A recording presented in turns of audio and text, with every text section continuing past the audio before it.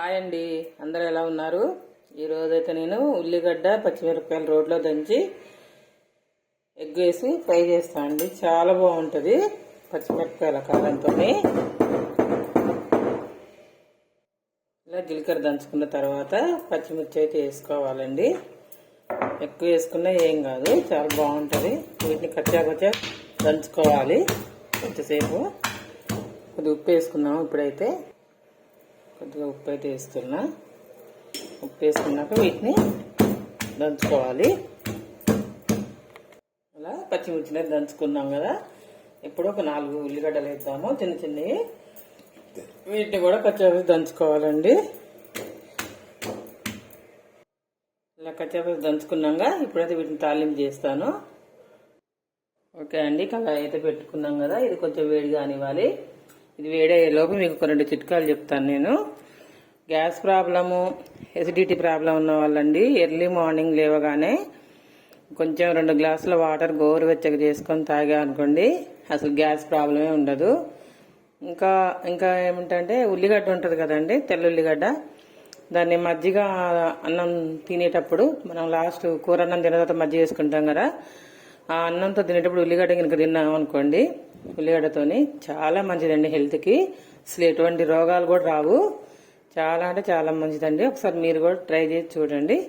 Okay, ఇదైతే ఇప్పుడు నేను చేసే ఫ్రై అయితే చాలా బాగుంటుందండి. అసలు నాకు చాలా ఇష్టం కూడా ఇది. ఇప్పుడు మనం అయితే 2 పావుల నూనె వేసుకుందాము. నూనె అయితే కాగింది, జీలకర్ర వేసుకున్నా. అట్లనే కొన్ని ఆవాలు. ఓకేనా,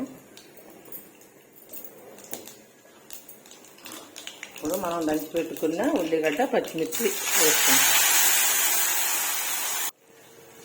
ఇప్పుడు కొద్దిగా పసుపు వేస్తున్నా.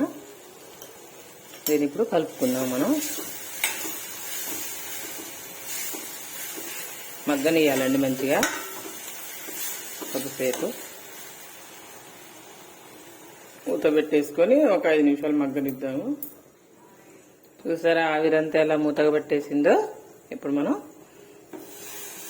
చూసారా కలుపుదాము. ఇంకా మగ్గాలండి ఉల్లిగడ్డ.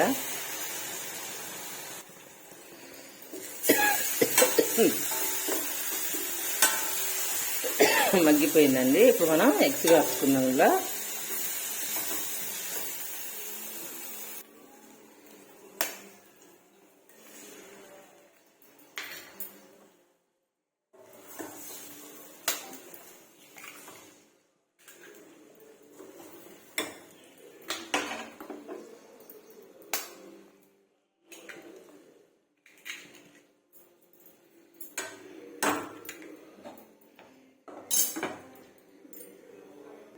మూత ఎత్తి చూద్దాము.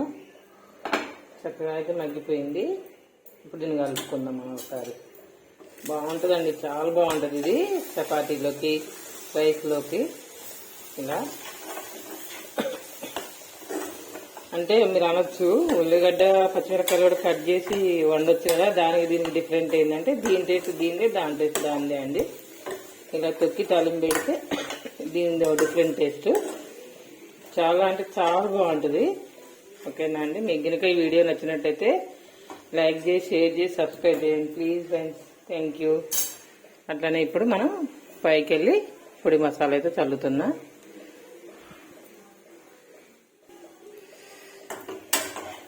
ఇప్పుడు ఇది బాగా రోస్ట్ అయినా కూడా బాగోదండి, ఇలానే ఉండాలి. ఇలా ఉంటేనే చాలా బాగుంటుంది. ఓకేనా? ఓకే అండి, ఓకే, బాయ్.